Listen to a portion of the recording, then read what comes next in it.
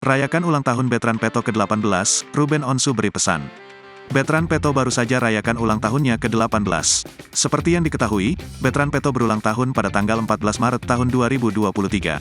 Bertrand Peto nampak diberi kejutan sederhana oleh keluarganya. Tak hanya keluarga, Bertrand Peto juga mendapatkan kejutan oleh karyawan Ruben Onsu. Mereka nampak sangat mencintai Bertrand Peto dengan penuh kasih sayang.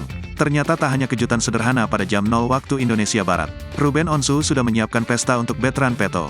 Ia mengatakan jika perayaan ulang tahun Bertrand Peto ini dihadiri oleh teman-teman sang anak. Ruben mengaku jika Bertrand Peto alias Onyo tak mengetahui kejutan yang ia berikan. Saat disinggung perihal kado untuk Onyo, Ruben Onsu belum mau membuka suara. Namun ia memastikan jika ia sudah memesankan kado untuk anak sulungnya itu. Menurut Ruben, kado yang ia berikan ini adalah inisiatif dari dirinya sendiri.